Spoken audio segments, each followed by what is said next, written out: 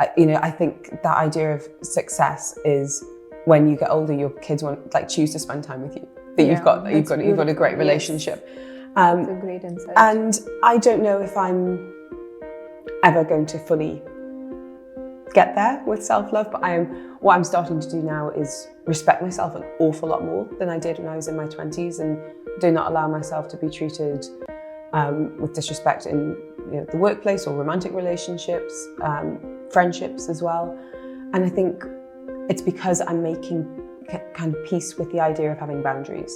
And I think for a long time that kind of boundary idea was almost like quite a negative one. It was like, I have a boundary, this means no, and it was seen as like anyone who has like these really strong boundaries is just a bit of a jerk.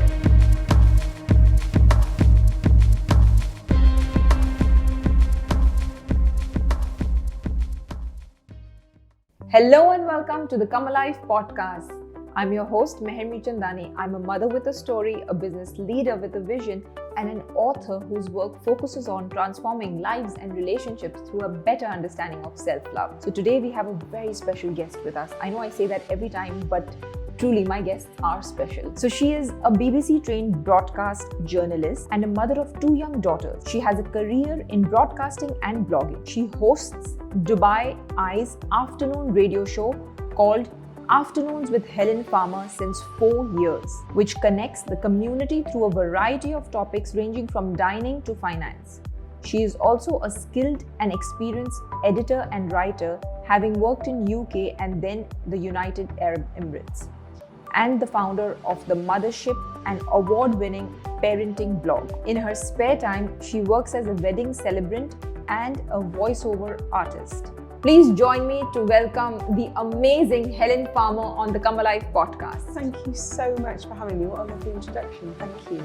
Thank you for being here and giving us your time. We so appreciate it. Thank you. It's going to be quite strange for me to be interviewed because I'm normally the one asking the question, so I'll try to behave myself and not turn the microphone back on you. No, and I've always been so inspired by the work you do, and I follow you on Instagram, and it's so amazing. You just seem to be so in love with what you do, and that's what I love about you. Oh my goodness, it's so funny because as we start the new year, I think a lot of people have that time for reflection about what do I want to change in the months or the years ahead.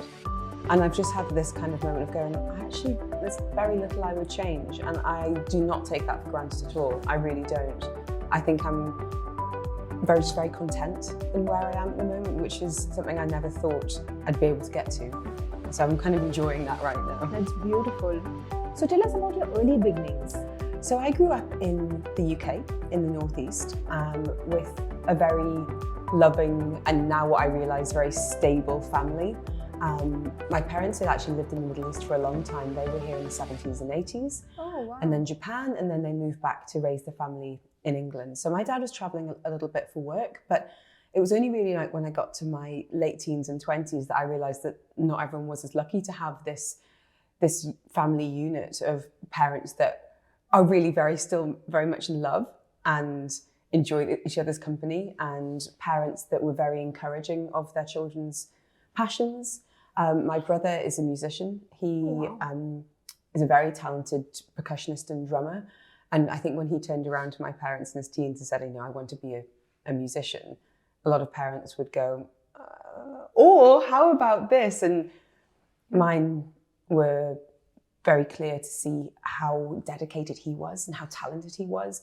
And he went to university, they got a music scholarship, and he's now a rock star. He travels the world in a very successful band. And again, for me, while neither of my parents came from particularly creative backgrounds, they were always so encouraging of me as a writer. And as I said, I don't think I'd quite realised how lucky I was until I met people that didn't have that kind of upbringing. So it was when I got to my early 20s, I came to a crossroads, which was, I've been working in television for a while after doing a broadcast journalism degree. I went to work in magazines, and where I'm from in England is not a media hotspot. And I realised that if I wanted to pursue this career, I would either need to move to London or I would need to move abroad. And I love London for a short time. I love it. I love it to visit friends, and I love it for culture and shopping and all of that. But it's a hard life, and it's an expensive place to live if you want to live well. And it just so happened that at that time my dad was working in Saudi, and his job changed that he could live in Bahrain and go over the causeway to Saudi. And my mum said, well, I'm going to move to Bahrain. Do you want to come? And I started researching Bahrain and also potential opportunities in Abu Dhabi and Dubai. So I moved with them, which I think my mum was very grateful for, because when he was working, I was able to help her, navigate the back streets of Manama and, just help her settle into expat life there. And then I was working at an advertising agency as a copywriter. I met a guy there and we moved to Dubai about 3 months later. I'd seen a job advertised in The Guardian, which is a very popular place to look for media jobs, looking for someone who could help write guidebooks for Dubai. And I got that job. I moved to Dubai, we broke up. So it was a good job and a bad boyfriend that brought me to the UAE, and haven't really looked back since. I think a lot of expats will hopefully identify with what I'm about to say. Is it takes a lot of courage to make a big choice like that, and sometimes you don't realize at the time what a big step that is. And I was 24 and maybe I was a little bit naive, but I don't regret that decision for a second, because the UAE has been so kind to me, both personally and professionally. I agree what you just said. It's about the choices you make in life and the courage you take to be able to basically see through those choices. Yeah. And that's so vital in life, and I really speak to my kids about it. It's about the courage and the choice you make at a certain time, which will actually change your destiny, or it can make your destiny, or whatever. And even if it doesn't go well, yes, but you learn something. You learn, and you know what could be on the other side of that. And I'm really proud of myself at 24 for getting on that plane, getting on a plane from Bahrain to Dubai, and meeting who became my boss. And I think, goodness, I had a lot going on there, and I'm really proud of that. And I think a lot of people who look at expats and go, it's an easy life, that they're very lucky. People have made that luck. People have taken a risk. Exactly. And sometimes it pays off and sometimes it doesn't. So that's beautiful, and it's great to know what got you to Dubai. So what got you to the Dubai Eye? To radio. Well, yes. As I said briefly, I studied broadcast journalism at university, and that was a BBC degree, and I worked with them for some time. But radio, out of the three, so we looked at television, we looked at print media, and we looked at radio. Out of the three, radio was the one that I didn't particularly enjoy. I felt like I was trapped in this small room and I was talking to nobody and I wasn't getting feedback, and maybe it just wasn't right for me at that time. And it was. So you had done radio before? Only at university, but it was very practical. It was very hands-on. We did a lot of editing and filming, but out of the three, it was the one I was like, oh no, not my medium. And because I've always enjoyed writing, I've kept a diary since I was about 11. Oh, that's beautiful. I fell into writing, and writing for me, whether it's published or unpublished, is just a really useful way of working out what I'm feeling and what I'm going through. And now I write to connect with people online. But I found myself working and publishing a magazine, and then again for this company, and then again in magazines. And it was through being an editor, actually, of a magazine that I got asked to come on the radio. So every week at 7 o'clock in the morning, I would be there. This is when weekends were Friday, Saturday. I'd be there on a Thursday morning, 7 a.m., when your voice is not the best, talking about what was happening that weekend. And I really enjoyed the energy in the studio. It was really good fun. When I changed jobs and stayed in magazines, but I had my own magazine at that point, the radio slot, they said, we come in and talk about what's in the magazine, talk about some, what you've learned from different experts and what's happening in Dubai and what's the mood. And these longer radio slots where you can really get into a topic and really have proper conversations it felt really meaningful to me. So at that stage, I had my first child. I had the 3 months maternity leave. I'd gone back to work in magazines, and I couldn't juggle it all. I could get the work done, but there was a price on my personal life and the connection with my daughter.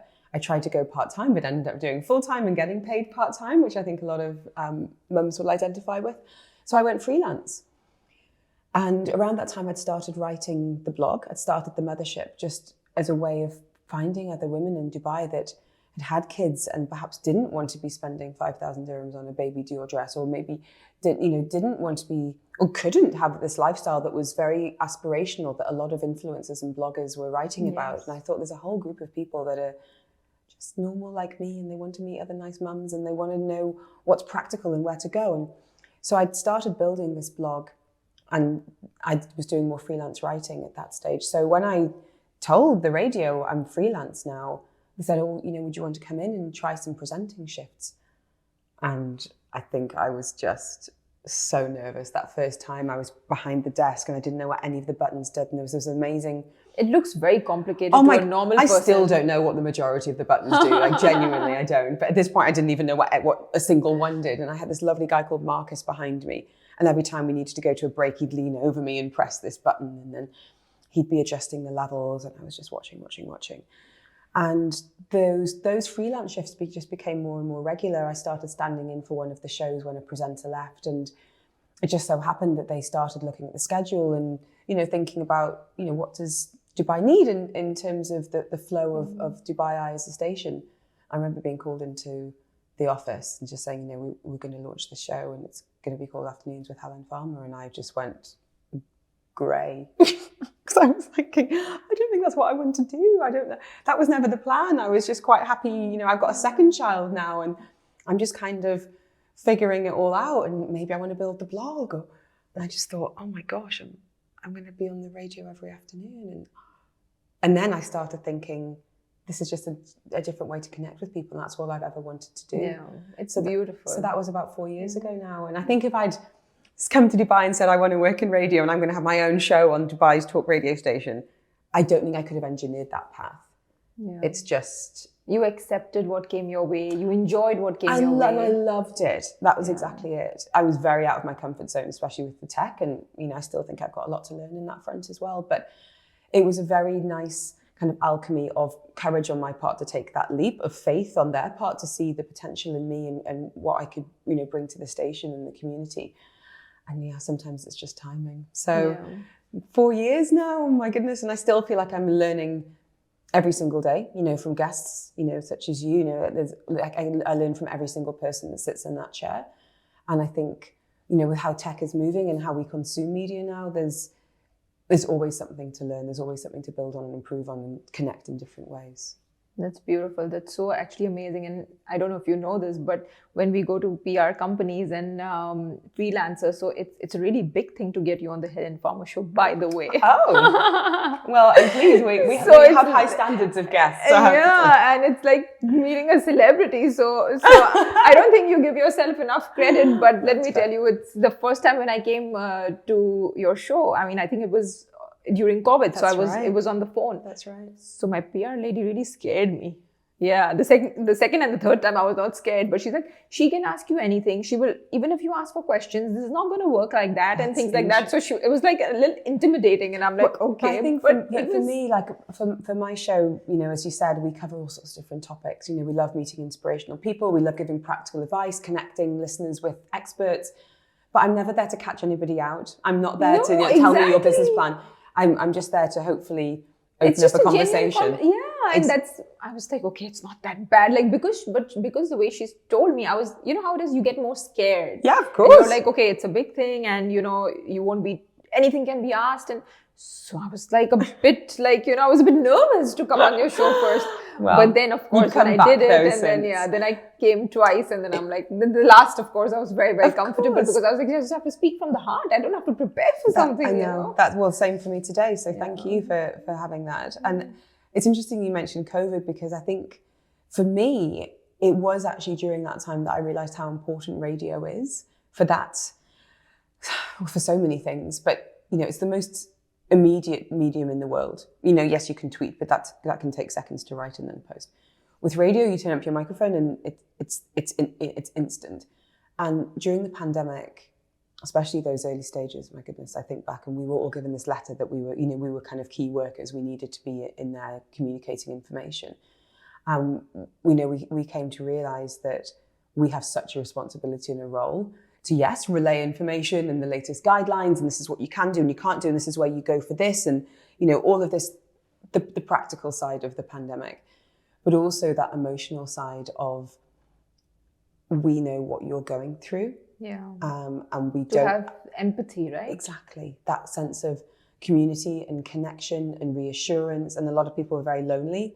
And I think we often as presenters kind of forget what a privilege it is, for one thing, but also what a role we have in people's lives. Like our voices are just there with people in the afternoon. And we tragically lost one of our presenters a number of years ago, Malcolm Taylor, who was an incredible Oh yes, everybody knows him. Presenter who was on the Business Breakfast for a very long time, Yes. a Dubai institution.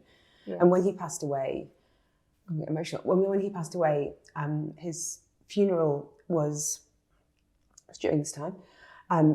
People came that had never met him. People came and stood up at the front of that church and said, I've had breakfast with Malcolm every day for the last 10 years. You know, I hear his voice. And people that had never been to a church before felt compelled that morning to go and pay their respects and say thank you to his partner. And that was such an amazing moment for so many of us. And just thought, my goodness, you know, we share our lives with people every single day.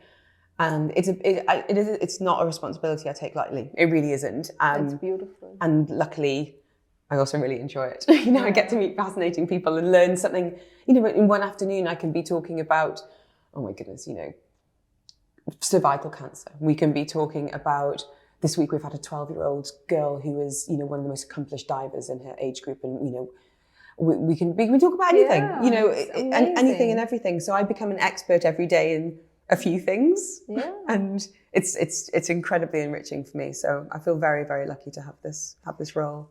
So what have you learned about yourself while learning so many subjects? I think it's interesting. I don't know if it's a job thing or an age thing, but I've come to realize that I'm a lot more capable than I realized I was.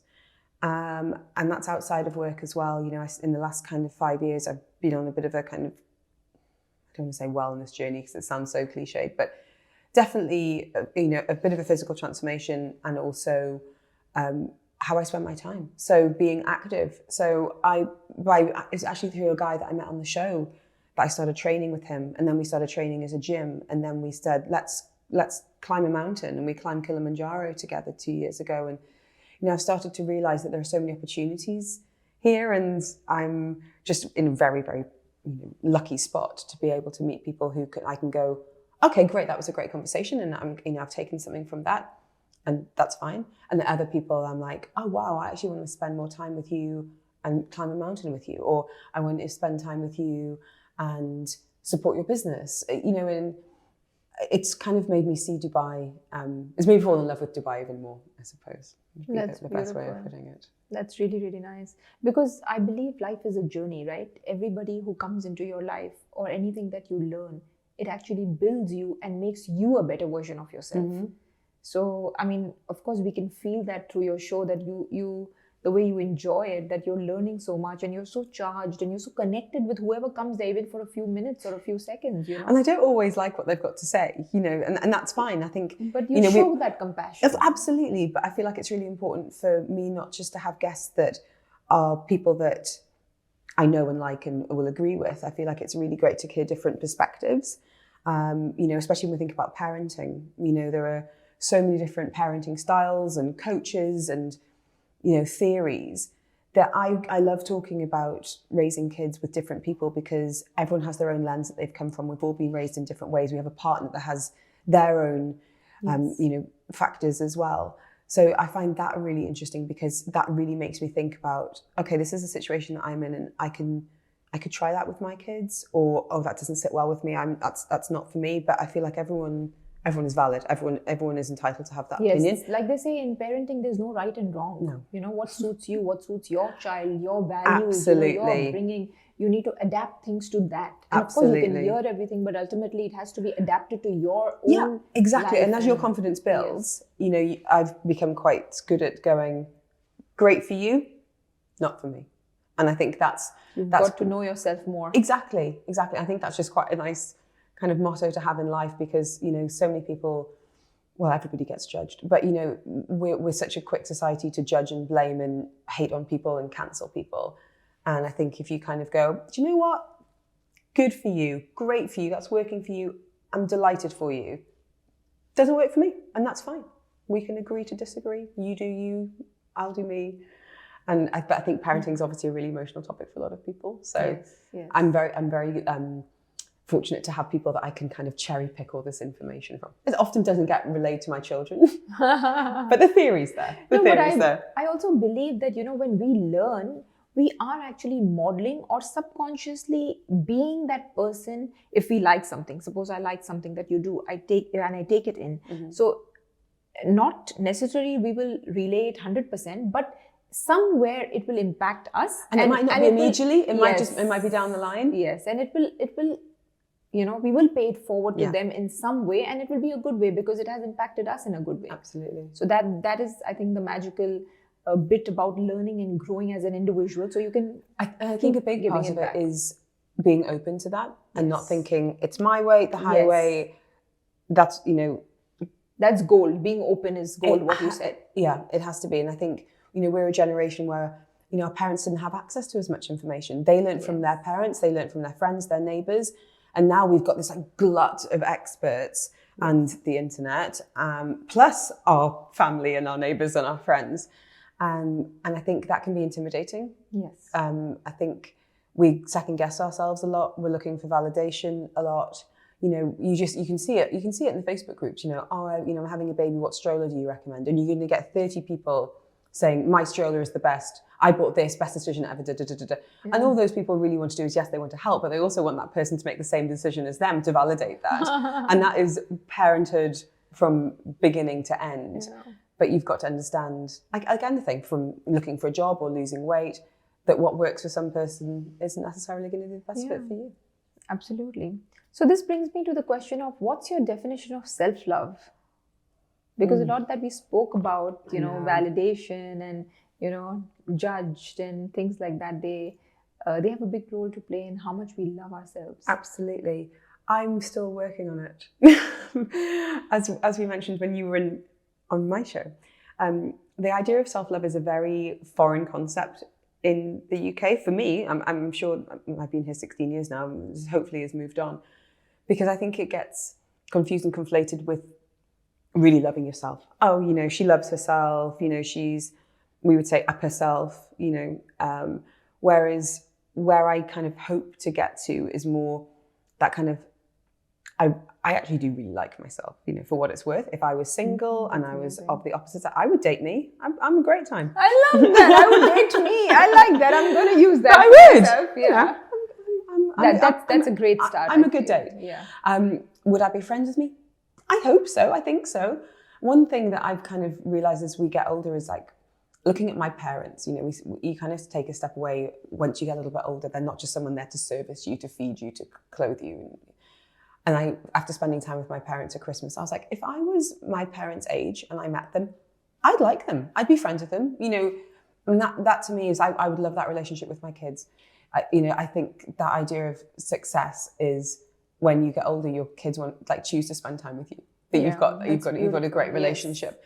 Yes. That's a great insight. And I don't know if I'm ever going to fully get there with self-love, but what I'm starting to do now is respect myself an awful lot more than I did when I was in my 20s, and do not allow myself to be treated with disrespect in the workplace or romantic relationships, friendships as well. And I think it's because I'm making kind of peace with the idea of having boundaries.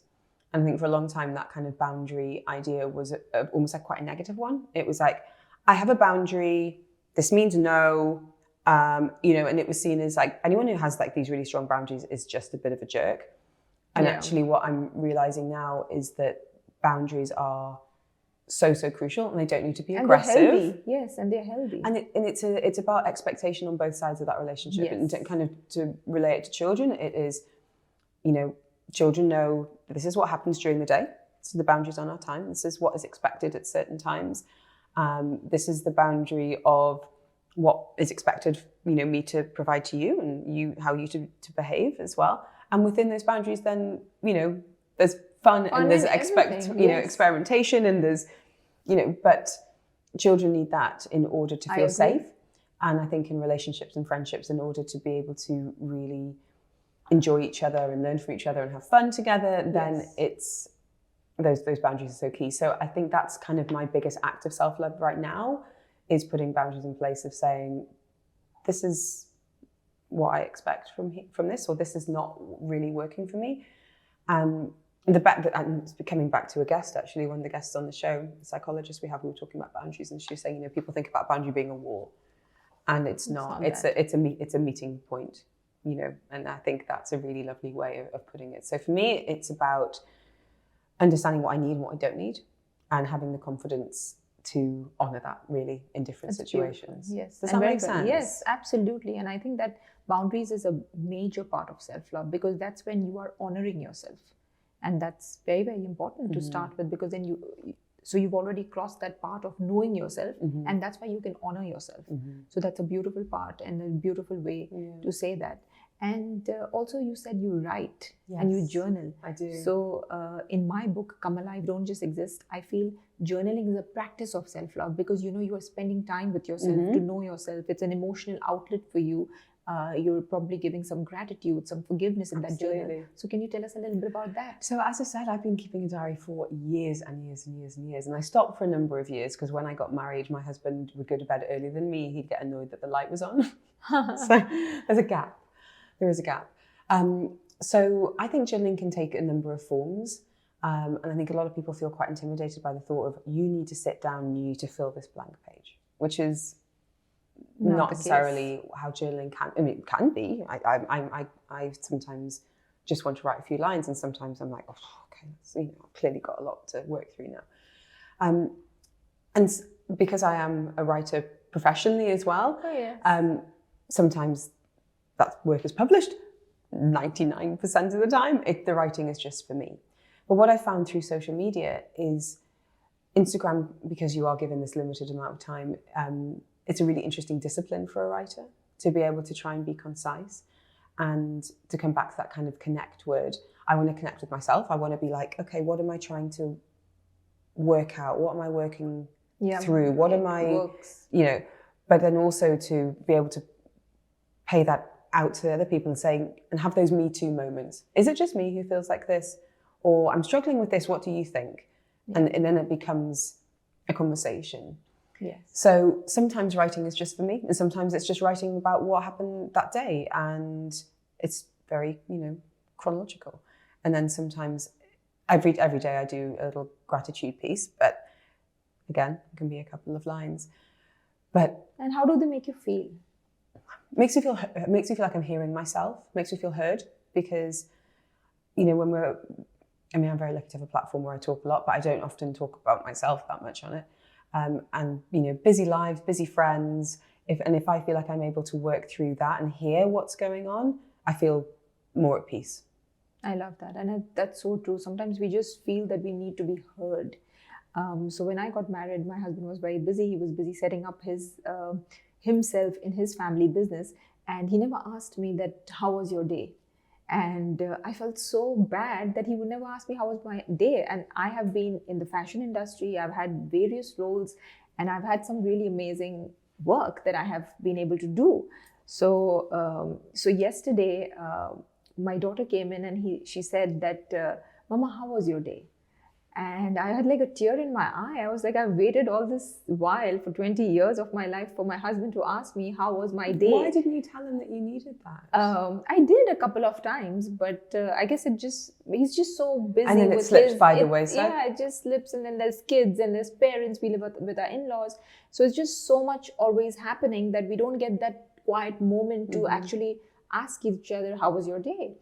So when she said that to me, I was initially I didn't get it, but then after a few minutes, I had a tear in my eye saying that, oh my God, I was like, thank you, God, for giving me this little companion who asked me how my day was. Who cares? And she actually asked me everything. She said, who did you meet? What did you do?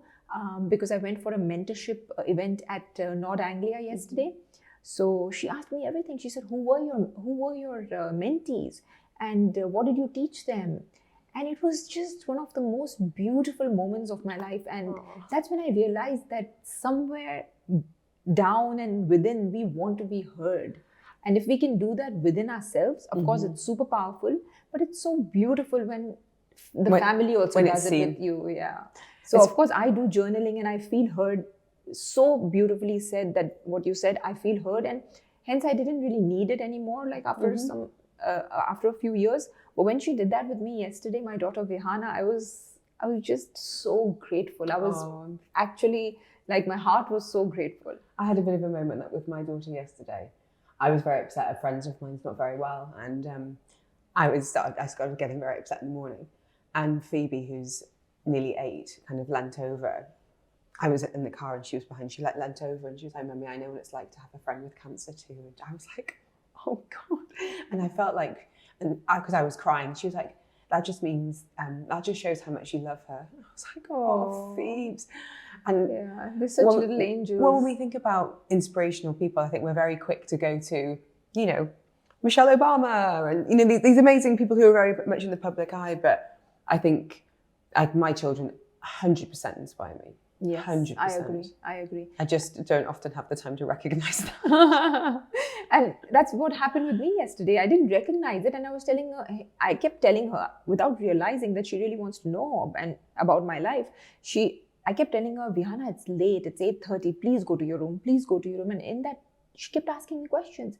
And it's only after I told her to go away that I realized, what did I do? I've waited for this all my life. It was just one of the aha moments of my life. And the more I give gratitude for them, actually, it's their birthday. And on my Instagram, actually, I've been speaking about the lessons they've taught me, the person they've made me, and who I've actually become, and a better version of myself. So I give them a lot of gratitude for that.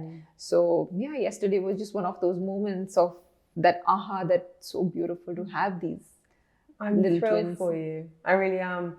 I think motherhood for me, I always wanted to be a mum, but I've always wanted to work as well. And trying to find that balance has been really, really challenging. Yes, and it's still very challenging. I feel a huge amount of mum guilt. And it's interesting you say, I say that to Phoebe. Sometimes she's quite an anxious sleeper. She'll come out and she'll be like, "Can I stay up with you?" And I'm like, "No, it's 8 o'clock. You need to go to bed. You need your rest. You've been swimming today. Whatever's on." And part of me is like, okay, she's kind of craving the connection, and there's an unmet need there that I should be addressing. Part of me is like, go to bed. I want an evening. I want to spend some time with my husband, or not, just being quiet. And then I'm like, oh God, I feel really guilty that I didn't, do that. And what I'm trying to do is just be more present throughout the day. Bedtime's a difference, just try and take that from them, where whatever they're doing, whether it's painting or Lego or, whatever, that's what they're doing and that's it. Yeah. Whereas we're all like, I've got to send this. I've just got to send this. That's all I've got, Yeah, that's what we do unconsciously, but we need to be aware. In fact, my next question was on that. So, how do you, being this person that you have it all, like you want to work, you are famous, you're on radio every day, and you're a mom, and you love to serve all these roles. How do you do it? How do you do it? With help. Yeah. With help. I think anyone that doesn't give credit to, for me, it's our nanny, Loretta, who's been with us for 8.5 years now. My goodness, I mean, talking about feeling lucky, she's, my right-hand woman, she's just amazing.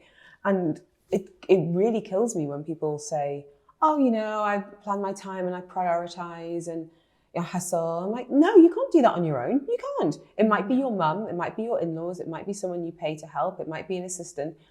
Give them credit, because if you don't, you're doing them a disservice, but you're also doing a huge disservice to people who might look at somebody and go, "Well, she can do it. Why can't I do it? What's wrong with me? She can juggle her time. She can prioritize. She has it all. Why can't I? Why am I failing at that?" Because you can't do it alone. You can't do it. Of course you can't. I've also got a really supportive husband who is just, there every step of the way, very hands-on with the kids. He works long hours, but when, he's in it. And it's funny, thinking about kind of the life admin and the emotional labor that we think about of being a woman. He takes on an awful lot of, admin and planning, and, he's on the class WhatsApp group more than me. And And I really, really appreciate that. I think I'd get very resentful very quickly if he wasn't, and that's a recipe for, you know, a really unhappy relationship. But then equally, I have expectations of him. Yeah. And now I communicate that, because it comes back to self-respect. Yes, absolutely. This is what I expect of our partnership. Yes, it is a partnership and it is a team, right? I believe that like we have teams at work, we're a team at home, and of course the nanny or our in-laws or our parents are part of that team. And nor that we should feel shy, or nor we should feel guilty for asking help when we need help. Absolutely. Because if you want it all, it's our power to have it all, but it's okay to also pay respect and give that gratitude to people, and, you know, let people manage things as a team. Absolutely. And that includes the kids as well. Yes. You know, the kids need to contribute as well. Yes, I think the kind of the have it all, that's a topic for another show. But for me, and I think any other kind of working parents will realize, you don't always have it all in the same amount at the same time. There's always going to be a fluctuation. You know, work might be more demanding of your time 1 month. There might be something going on with the kids where that needs to be your priority at that time. And it's more about harmony and not balance, but making sure that you're able to be flexible within that to give the attention where it's needed, because it's a very real juggle. Yeah, a very real juggle. Yeah, I think that would be a great advice for parents or women who want to have it all. It's about juggling the time. It's about prioritizing at times. Like you said, some days your children might need you more. Some days your job might need you more, and it's okay. So be flexible. I feel flexibility is the key here. It really is. It really is. That's beautiful. But I'm still struggling with the mum guilt, and I still, you know, I get my kids being like, "Why can't you pick us up from school?" You know, all that. And I've tried to explain to them that if I pick them up from school every day, it wouldn't be special anymore. You know, I feel like I will never know. I'm never going to be able to have that sliding door moment. But I think I'm a much better mum for having some time away from them. Yes, I agree.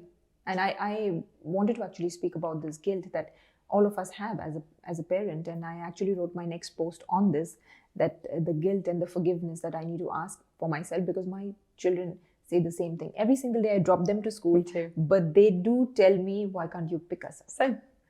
But and I'm like, turn on the radio. That's why I'm on the radio. You can hear me. At 3:00, you know I'm busy. But, you know, I kind of have some hard and fast, you know, when they get home from school, they call me. I can't always pick up, but I will always go into the green room and call them back as soon as I can, just to have a little catch up on their day. And having that in place, I really need. Yeah.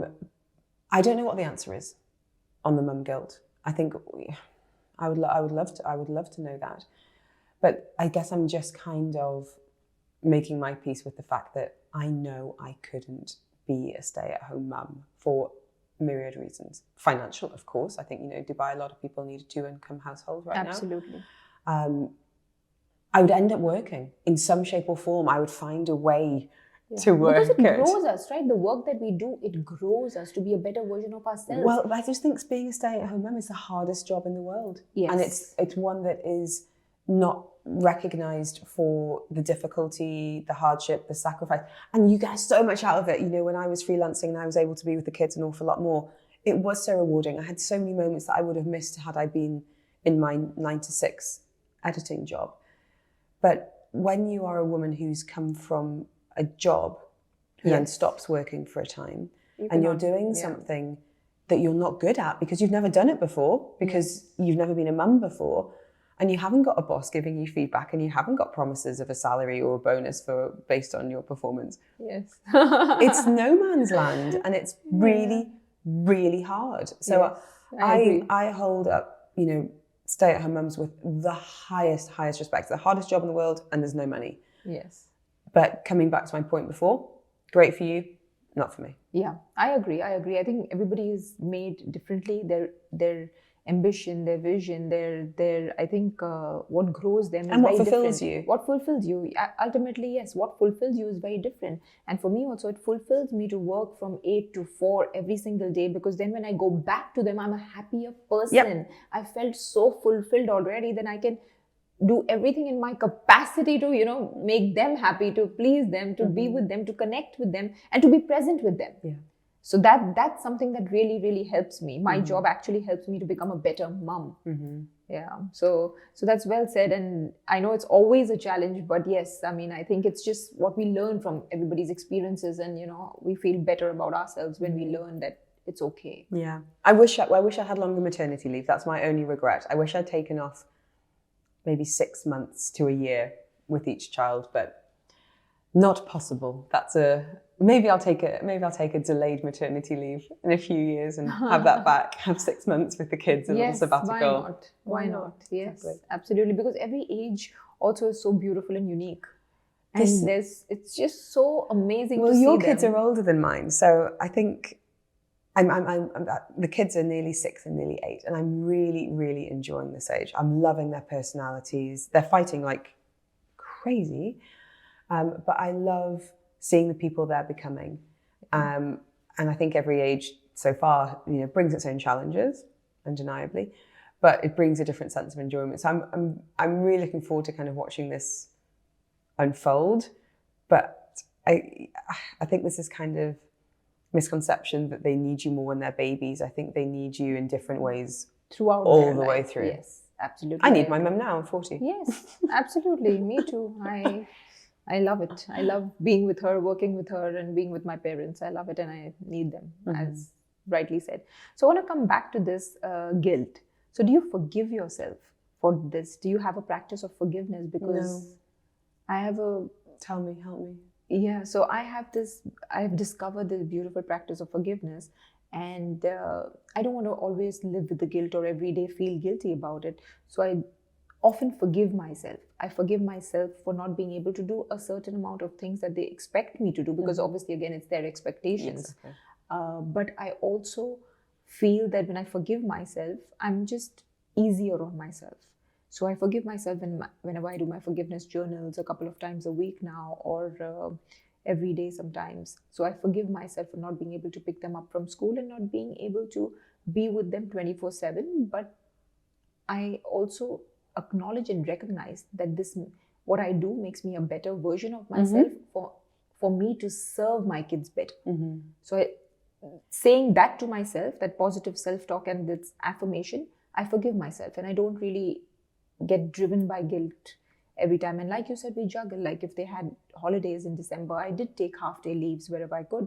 I stopped work at 3. I took them to do various things in the city. So, well, this is the thing. I think I'm quite lucky right now in terms of, I think I'll look back at this time and go, actually, there was quite a lot of balance. I can take the kids to school, and I do that every day, maybe bar one day if my husband works in Dubai. I've got the time to go to an exercise class a few times a week. I have then I have my job, and then I'm home by 5:30, and then really, because of the nature of doing a daily radio show, when I'm out of the studio, yes, there's emails, but everything's pretty organized because I've got amazing help. I've got an amazing team at work. That's kind of my time in the evening. Yeah. And I look back to what it would be like if I'd stayed in other roles, and think I would have never had any time to exercise. It would be unlikely I'd be able to take the kids to school. So I think I'm in a good spot right now. The forgiveness thing, I think recognizing the why is really important for me. Yes. I do this because they love getting the bus home, by the way. It's not like they're walking home from school every day, but and when I do pick them up, it is really special. Yes. Men don't really seem to have the same guilt. No. My husband's like, I like getting the bus. You've got work to do. Don't worry about it. I'm like, I'll just not worry about it. Okay, I'll just do that.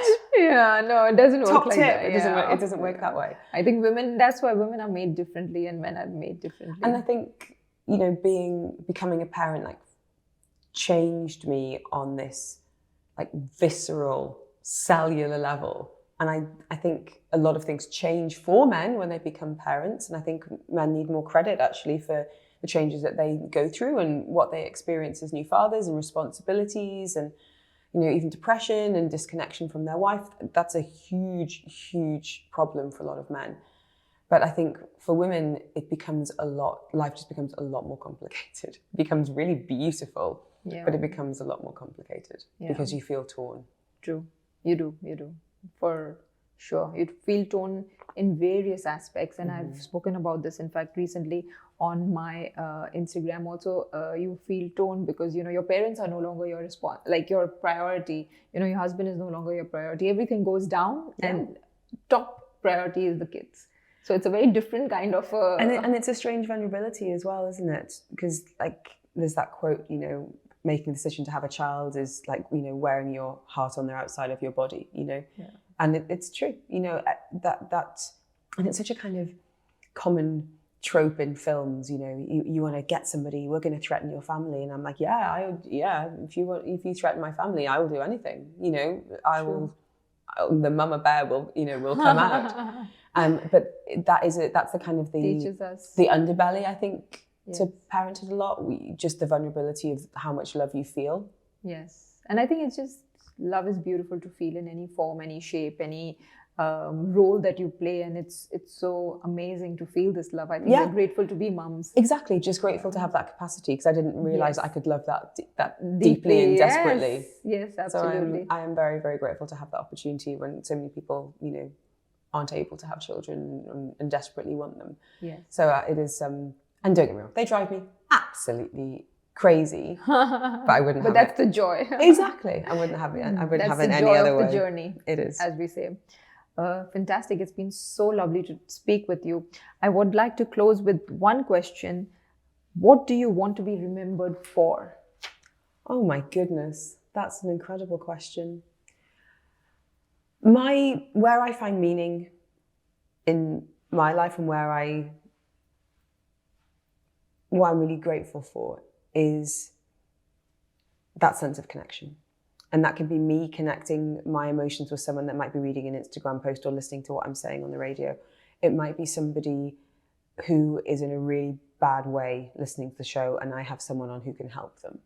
So for me, it's about, I want to be remembered for connecting people in all of the ways that can look like, and that connection leading to positivity and leading to change.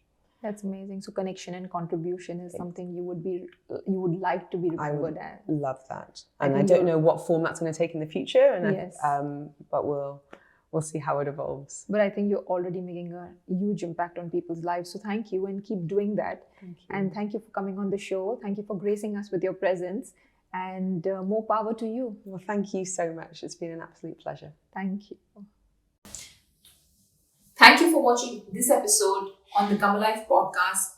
And it was so special because it was with Helen Farmer, and we spoke about the struggles of being a mom and having so much passion for the work we do.